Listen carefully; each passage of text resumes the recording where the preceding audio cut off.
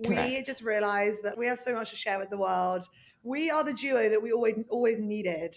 Oh my god, people are gonna love this segment. Like I just bitches in can't. the We're just gonna be blunt. I mean, you have Sages here, and like, if you don't want blunt advice, then like, don't listen to this episode because we are not gonna mother you. We are not gonna sugarcoat things. We are gonna give you fucking fire.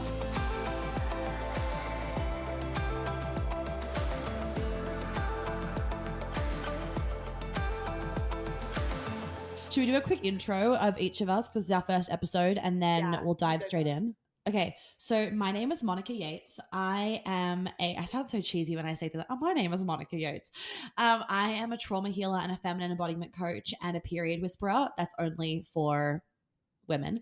So I work with men and women. I have my own podcast, Feminine as Fuck. I'm a double Sag, rising Gemini, Enneagram 8 generator. There's a lot of energy in the room right now. And I don't want to give too much of an intro because it's just boring. People can go and check me out if they want to. So, Louise, I'm Louise, founder of the Open House podcast, and big in the mental health space. Monica and I met each other online, and literally, I was like, "We're going to be best friends." And thank God, Monica's boyfriend is like a good guy because most guys would have been like, "Monica, I am done. Like, I can't handle you two together. This is like too much." So we just realized that we have so much to share with the world. We are the duo that we always needed, right? Like the last 30 years, like where the fuck were we? I mean, you weren't alive 30 years ago, but whatever. I mean, like 21 years, yeah, obviously. Babe, 25. We just have so much to share with you guys. So yeah, you don't need to know much Yeah. about us. All you need to know is that you're gonna fucking love Nah. it. Sorry about the swearing, but like I get like butterflies in my stomach in the best way with you. It's like excitement, like I'm so excited. It's like not nerves, it's just like good feelings. Anyway, we're gonna get straight into it because we have so much to talk about, but we are gonna keep things to the point, gonna deliver so much value today, literally so much value. So what we're going to jump on today and discuss is why you bitches keep messaging men. Could I say that? Yes. Oh my god, people are gonna love this segment. Like I just bitches in can't. the We're just gonna be blunt. I mean, you have Sages here, and like, if you don't want blunt advice, then like, don't listen to this episode because we are not gonna mother you. We are not gonna sugarcoat things. We are gonna give you fucking fire to stop you from doing the shitty things that you keep doing and get you out of this stupid behavior where you're in the cycle of like, why aren't there any good men? But at the same time, like, you are repelling them. Like, it is your fault. put this That's what we're telling you. thing out on TikTok and like hundreds of thousands of people watched it, and there were all these people being like, cool with the victim blaming, like cool that we're still doing victim blaming in 2022. I was like, no, it was me. I was attracting and accepting that behavior from those men. Like, I mean, I was too. Yeah, we all do it, but we have to learn. And like, you and I have like fucking stopped doing it, but there's so many women that keep doing it because there's confusion, right? Of like independent women, like you can ask a man out on a date, but then it's also like, then they also want a man that leads. I'm like, you are literally doing the polar opposite. Like, fucking choose. If you want to be the leader in your relationship and keep wearing this fucking independent woman crap, then you are going to get a feminine man and then stop complaining about it when he doesn't plan dates. But if you want a man that is like, you be ready by 6:30, I'm surprising you tonight with a whole fucking plan, then like, you can't text him first. Yeah, we're going to do that in another episode because otherwise we're going to go off on a tangent today, and we have so much to talk about that. But good point to bring up texting. So that's what we're going to talk about today, is that why do people constantly need to be texting men? Okay, I see it around me all the time. People are dating constantly, always texting. I have a friend who literally like can't even be on her own. She wants to like FaceTime people constantly. Now I know I'm on the other end of the spectrum, which is like, unless you are a fucking babe and a legend, I'm going to push you away because like I'm not interested in anything mediocre. And also I kind of have that really complex attachment style, which is like, love me, and then as soon as you love me, I'm like, ooh, like why the fuck are you loving me? That's disgusting. Yeah.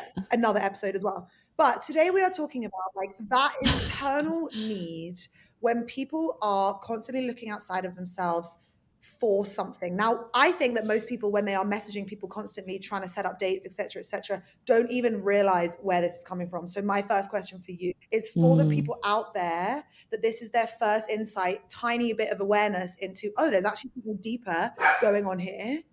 What do you think is going on? I mean, we live in a very avoidant society. And what I mean by that is like, we don't realize that we're avoiding our internal problems all the time. And I don't want to get like too deep, but like a really basic problem is our nervous systems are so wired all the time, which means that we're constantly looking for external stimulation. And if you have 5 dudes texting you, you're stimulated all day, which feels good. And if you don't have that, you're going to get this feeling of like boredom, or like life's fucking going backwards, or I'm not loved, or no one wants me. And we actually are really addicted to like dating these days. And it's becoming a problem because what's happening then is that when people get into healthy situations, they repel it because they're like, my nervous system isn't being activated. And so they're constantly looking for trauma bonds.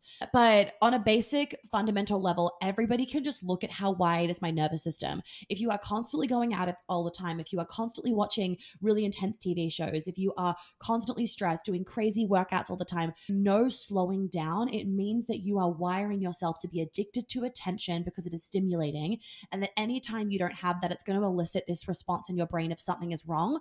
And because your brain is like, something is wrong, your brain is also going to be like, right, go and fix this. And an easy way to go and fix it is to get on a dating app and have 10 guys, quote unquote, interested in you. So that's the first point from today's episode, is that we are all on and we are wired. Just like people on TikTok constantly scrolling, it is the most addictive thing. We get addicted to these text messages coming in from these men, from these women, whatever. Now, the second thing that I want to say here is going into like seeking validation from outside of ourselves, which we are not judging. And I, for one, I definitely feel like out of the pair of us, like we can get into this as well. I feel like potentially you had less issues with like seeking external validation from outside of yourself. Well, you've known me since I've not needed it anymore, but I used to need it. So since you've known me, I haven't. And like I would say for the past, like really since I started my business, so back in like 2018. So I realized that I had this like fake confidence when I was at school and stuff when I was young. I mean, I'm still young, everybody. So old soul though, so I'm 25. So when I was at school, I was always like the confident girl at school. I didn't give a fuck if someone didn't like me. I didn't care what fucking group I was in. I just wasn't bothered about that stuff. But so I've always had this sense of like, no one can fuck with me. Definitely have always had that. My mom, she ingrained it into us as children, and always made us feel like we were worthy. So for me, my wound was never, am I worthy, or that I'm not loved. Instead, it was always, I'm too much. So I was very confident when I was little, but it wasn't a deep sense of self-confidence. So I would always actually be wanting validation from men because deep down I wasn't confident, and deep down I didn't feel loved by men. So I had more daddy issues than mummy issues. Anyway, but what was I going to say? So what happened was I would get my validation from men in very, very unhealthy ways. When I did the work on myself, then like that, I all realized it, whatever went away, and I learned how to validate myself. So I didn't need that same sense of validation. But what I want to say is that didn't mean that I didn't fall into the trap of being addicted to having men texting me. Like I 100%, especially with COVID, like let's be real, COVID really made this even more prominent, where during COVID, everybody was on dating apps, everybody wanted people texting them. And I'm not inflicting any shame on that because I was in that group too. I'd done all the work on myself, but I just wanted that connection, right? It was an addiction to just wanting some connection and wanting some attention because we were all so isolated. So maybe you used to not have that problem, but now you've slipped into it and you're like, what the fuck's happened? 2020 and COVID happened and the pandemic, like making us all so isolated. But no, Louise, I definitely used to seek validation from men in a very, like I would put myself in very, very bad situations just to get the validation. Now I don't anymore, and I haven't obviously for a while. That's so interesting that I kind of just assumed that you didn't deal with like the things that I dealt with, which is what other people assume that neither of us has ever dealt with. But actually, because now we do our podcast, we can tell the truth, which is that my whole life has been plagued by a need for external validation from literally everyone around me, whether it's like the men around me. You know, I got myself into like super bad situations, particularly when I used to drink a lot, is that situations I didn't want to be in, situations that I couldn't say no to, because it's like you feel like you need their validation, and then all of a sudden like, oh shit, I'm validated and I'm in your bedroom and I'm naked, and like now I'm in a really fucking, I can't say no, because this whole time I was like searching for your validation.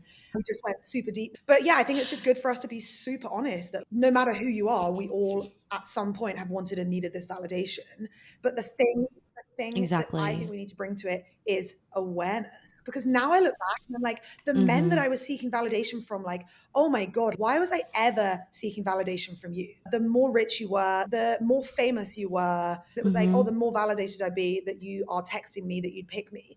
And now I look back and I'm like, you are nothing about you is the type of person that I want near me. It is not healthy validation. And you're right. Validation can be healthy. Like you and me fucking hype each other up like constantly because we love each other. And I think that's what your boyfriend does to you as well.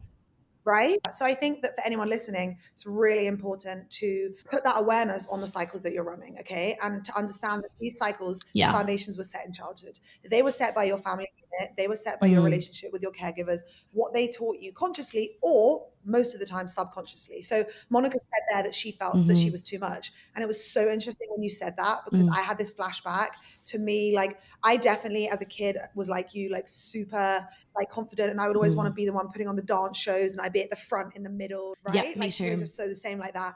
And I had this memory that came back to me that was obviously like stored in my body somewhere, which I hadn't thought about in a very, very long time, which was that I just remember there was this moment when I was like putting on a show and I just felt, it was like a moment where I just felt like I'm being too much. Like I'm the one that's the focal like point of this. And I think that adults were thinking like, oh, what about all those other fucking kids in the background that like Louise has literally been ignoring for the last 20 minutes. And so like, that's so interesting to hear that your story is that you felt like you were too much. And my situation was that I felt that I was not enough. And that's because of my own limited relationship with my dad, who love him dearly, like very limited communication wise and affection wise. And I think as a child, my little inner child set up this story, which was this like, I'm not good enough. I'm not lovable. Otherwise you tell me you love me more, or you pick me up and hug me and all this stuff. You know what? I agree with that, Louise. Like, I felt like I was too much, but then when it came to my dad, I was always wanting my dad's love and validation. So I would get it through other men in a healthy way. So it was like I was too much, but I wanted to feel like I was enough and validated by my dad. I always felt enough from my mom, but it was more from my dad because he was, when I'm the eldest and I grew up in New York, and he worked at Macquarie Bank and he was always working, always in the office. And like they had a chef and everything in the office. So like there was no reason for these corporate guys to come home besides their kids or their wife. They could stay, they could sleep in the office. Like it was easy for them. And if you're working and you want to make money, you know, and generally if you're the eldest kid, like your parents are still in the situation of we need to make a living. It's really interesting. I've talked to my siblings about it, and my sister has does not have any of the wounds that I have. I'm like, do you ever feel like the abandonment wound come up of like, you feel like someone's going to abandon you? And Annabelle's like, what the fuck? No, I've never had that, Monica. And I'm like, that is so interesting because of course, as a young child, she always had me and my brother around. So she was never alone. So she never felt like she was going to be abandoned because she has older siblings. And it's interesting when you look at that dynamic of where you were born in the family, of how it relates. Because also like if you have older brothers, and especially if they're like very in their healthy masculine, they protect you, you will feel like it's a lot safer to be a woman, and you will feel like men protect you, and you will have less of those stories around men. But if you're like the oldest one, it's just very different, like how the dynamics play out. That is literally fascinating because I'm also the oldest child, you know, not surprised, like we are literally the same person. And my brother has like none of the fucking emotional baggage that I have had so much. Yeah. Just like doesn't. And I think that is so fascinating for what you're saying about like we both felt like we were too much, but for the one like man in our life, we felt like we weren't enough. And my dad also was like very successful hedge fund lawyer, like really like worked all the time. So it's actually the same. And I think that going back to like look at your childhood, because the same for me with my mum, like I always felt like I was more than enough. I knew how much she loved me, how much she was proud of me. She always said like, you can do anything. You want to be a stripper, you want to be a lawyer, like whatever it is, I'm proud of you. And I always say that my mum's the one that like, because people are like, you're so confident. And I'm like, yeah, I am. But I always say that my mum is the one that like fucking hyped me up to be like, you can be whatever you want to be. And my dad was the one that like didn't say anything, but just kind of like pulled that like, ooh, just like going to bring you back down to earth a bit and then just give you a little bit of a wound that actually you're not lovable. Yeah, love it. So on the text that you were sending me about like you can be your own red flag, let's jam on that with like the TikTok that went viral of yours last night. Also, like congrats on that, fucking vibes. Okay, being your own red flag. I mean, I literally have been my own red flag for as long as I can know. I was the red flag. Let's just look back at my relationships, okay? I was in an abusive relationship for 4 years with a guy that I stayed with because he was so hot and he was so good in bed. Perfect. Like didn't like take note of the fact that when he put his hands around my neck and told me that he was going to kill me, that was maybe like a red flag. The next boyfriend went to prison. So pretty sure that I was like a red flag in accepting that behavior. And then the third boyfriend, the most recent one, he was deeply transformative and taught me the beauty of non-judgment and true love and all of that. But from the beginning, there was just very obvious red flags. I was so much more ambitious than him. I made so much more money. So I have been my own red flag for as long as I can remember because I saw out and accepted that behavior. So let's talk about that. Like for me, it was that I've always seen men as a challenge, and that probably ties back to my dad, which is I have this like long-standing thing, which for the first time ever with this guy I'm dating now, I'm not doing, which is why I know that I've healed those wounds to some extent. But for me, it was always, okay, I'm going to pick the guy and I'm going to make you fall in love with me. And like, that is really fucked up. A lot of girls do that though. A lot of women think they can change a man. And they come on. If he says he doesn't want a relationship, like, or if he doesn't want kids, like the fact that you are being like, oh, like he could change his mind. I'm like, wow, like you have got no fucking boundaries within yourself. That's so true. Like also you want someone and deserve someone who's going to worship and adore you for exactly who you are and what you want rather than like correct change them. And taking that one step further, I also have spent a lifetime teaching men how to love me. And now this is what I love about you and your boyfriend is that when we were together in Tulum, I was just like, this man is amazing. He is so respectful. He's in his masculine. He also has those feminine, like empath traits. I didn't think it was possible, to be honest, for you to have a really masculine guy and also like an empath, because of course we paint this picture of masculinity of this like 6'100", really, really like alpha male, huge muscles, tattoos, controlling, really aggressive. And he's not like that. He's masculine in all the ways that is like true, like leads, directs. But then the empath, I didn't realize how important that was to me because I'm such an empath, and the empath has really helped like our communication, our intimacy. Like he can read me like a fucking book. He just loves you. Like he knows how to communicate. Yes. He knows how to love. I've spent a lifetime of teaching men. Okay, babe, subtly. I never say like, oh, I need you to do this. It's just if he did something that didn't feel good for me, I'd respond like, And if he did something that was good, it would be like, oh, I would subtly manipulate people to love me in the way that I wanted. So it then got to the point that they basically worshipped me and adored me, but I kind of manipulated them to get. Whereas I look at your boyfriend, I'm like, he worships and adores you, but there ain't no manipulation going on there. I fucking love that. In the beginning days of us dating, we traveled a lot. So I was tired a lot and I was leaving Atlanta one morning. It was like 6 a.m. The flight was canceled the night before. And I phoned him, like, I'm not joking, like 17 times. I have a full on meltdown. Like I'm talking, hanging up on him phoning me back, me crying, hyperventilating, yelling at the airport. Not at him. It was like at the situation.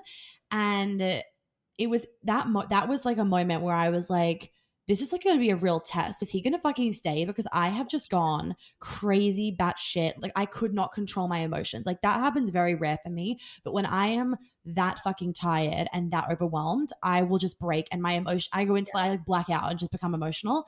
I remember in that moment and the day after being like, I feel a whole new level of safety with him, because if I can behave like that at 6 a.m. in the morning, then I know that like it would take a lot to break us. Do you know what I mean? Because I've gone batshit crazy and he's totally accepted it, not a big deal, brushed it off.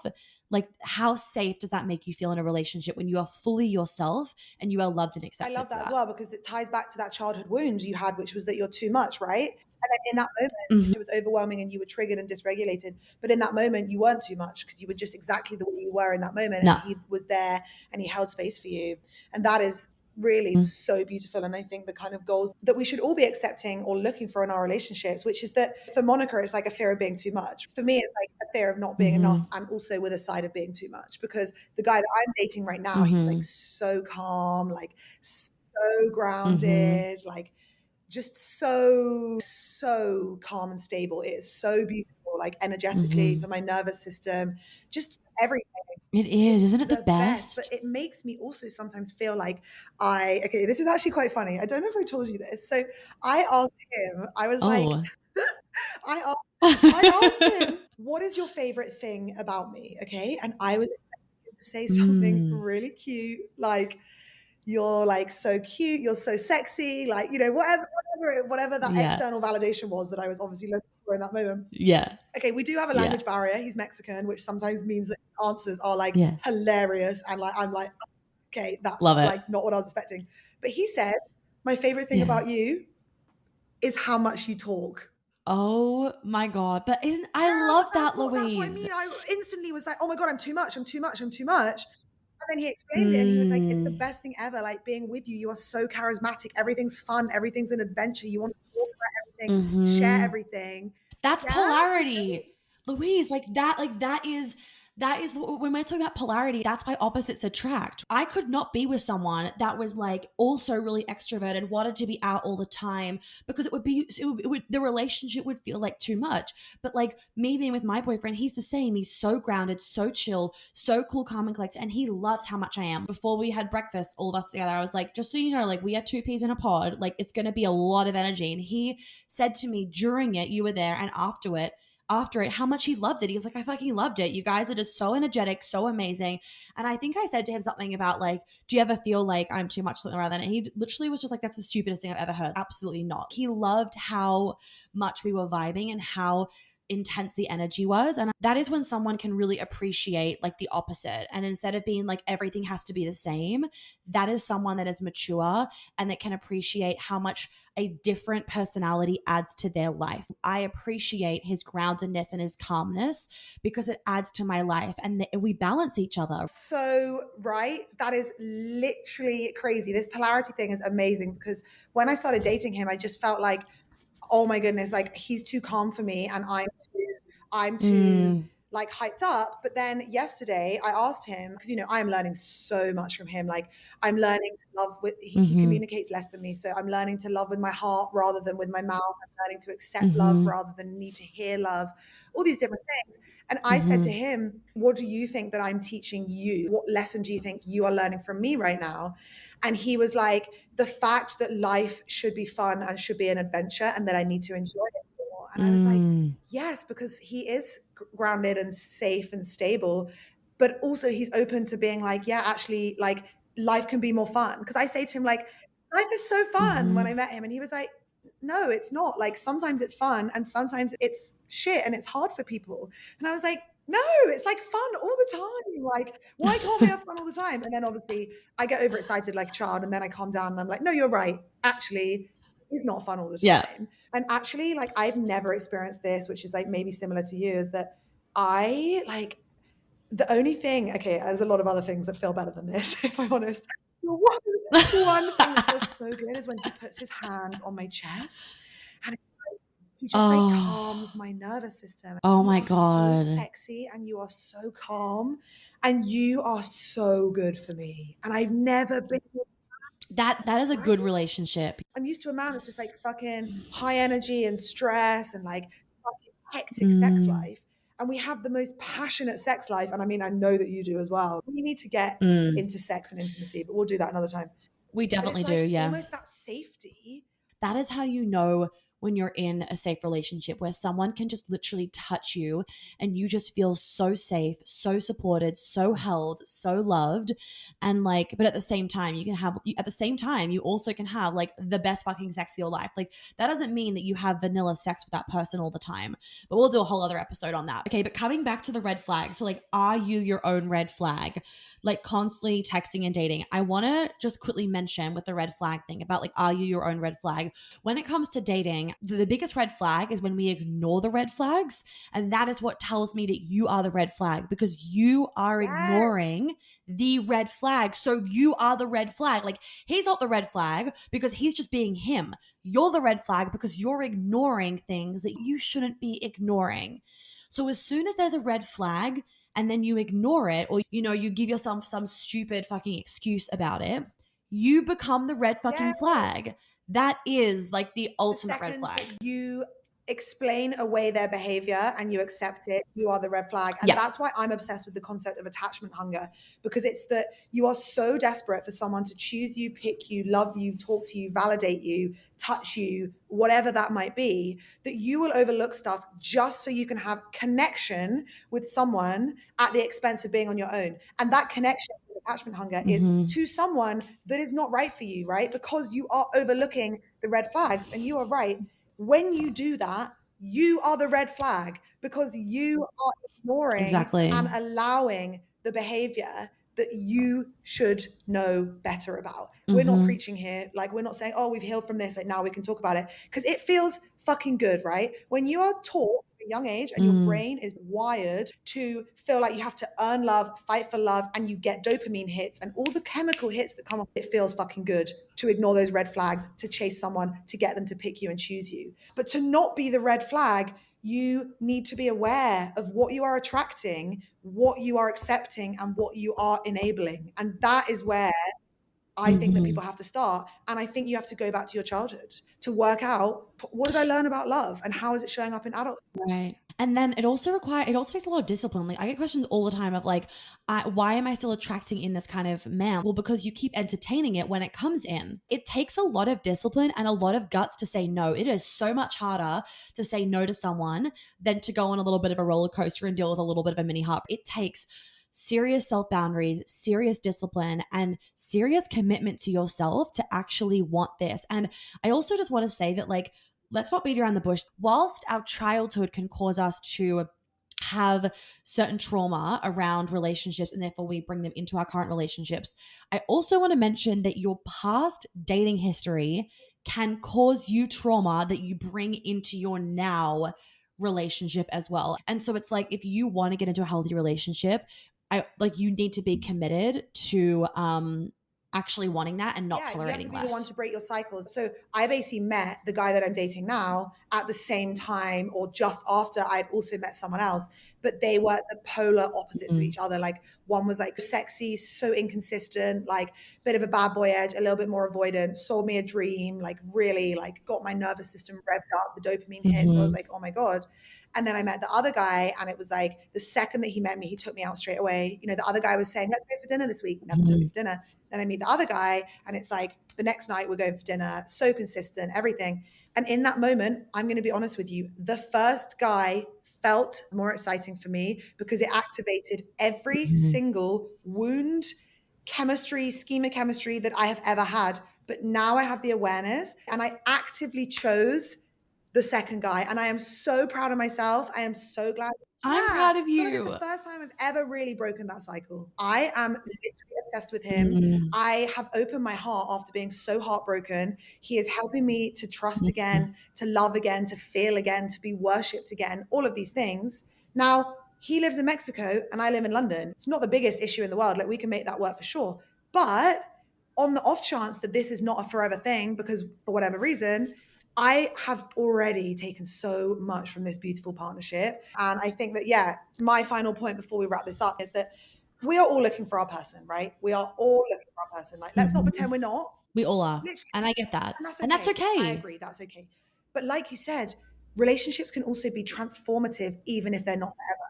Like right now, I'm in something that feels so fucking good for me. So you are right. Like, yes, date and look for that person. Don't settle. Don't ignore the red flags. But if you find yourself in a healthy relationship that you're learning from, that you're feeling deeply into, I think it's fucking beautiful to stay in that rather than being like, you're not the person, on to the next one. I think a lot of our energy also implies to people that if he's not the one, move on. And I think that actually you're right. Like, yes, okay, of course, if he's clearly not the one, move on. But also be compassionate and gentle for yourself in the moment that maybe this guy is teaching you something. Because I know that if this guy is not the one, that he is opening me up for the one. Like, he is teaching. Correct. And like, Louise, I can so see, even like if this doesn't, end up being forever with this guy, I can see it being like a beautiful ending where you guys stay friends and he's a really special person in your life because he's helped you heal. And like, relationships can help you heal. Like, we can talk about that in another episode, but like, even just with my boyfriend, I'm like, I feel like I've healed things that I didn't know was still there. And the reason why this is because the reality is that we cannot heal everything alone. Like, you can do all the somatic work, all the fucking therapy, all the fucking, like, whatever, you can do it all. but new wounds and wounds will come up in different ways when you are in a relationship with somebody, and you need that relationship and that container to then heal them in that way. So I am all for dating around. I am all for like doing it consciously, obviously. So being aware of what you're doing and having a purpose for it, and being like, you know, not getting stuck on the high, all that kind of stuff. And I am all for meeting different people. And I did it before I met him. I've had 3 boyfriends before I met him. And then I had like a 2.5 year, maybe 3 year period of like shorter things, right? Like 3 months, you know, like more casual kind of dating, and just like whatever, casual dating. And I'm glad that I did that, because I learned a lot about myself, a lot about men, a lot about the kind of men that I want to be with. But in doing all of that, you still need to have all the self-respect, all the self-boundaries. Like, you can't let that shit go out the window. Otherwise, you are going to decrease your self-worth, and you are going to get yourself into sticky situations, you're going to actually fuck your relationship up with men, because you're going to be engaging in shitty things. And then you're not going to attract in a good man, because you're going to have a really distorted view of men. And I think final point for me is that people feel like they can't date until they've healed. And that was me, right? I was so heartbroken. I closed down. I didn't even realize it. But what I've learned is that the vibration of love, like physically, is higher than anything, right? It can literally heal all of the trauma that we're holding in our bodies. And sexual energy is so healing. Like, I wonder why people cry sometimes when they have sex. It's because we are opening up wounds that we have literally suppressed. And sometimes that act is the thing that can bring it to the surface, so our body can then process it and release it outwards. So oh my God, we need to talk about that on our sex episode. Maybe we should do our next one, of like how sex can heal you, because I have so much to say on that topic. Just to like give people a little like nugget of what to look forward to. I am like super into like kinky BDSM, like choke me, bruise me, like we're the same in that aspect. But when I first started dating my boyfriend, we ended up being like girlfriend, boyfriend, like 2 weeks in. So it was like 0 to 100, because when you know, you fucking know, right?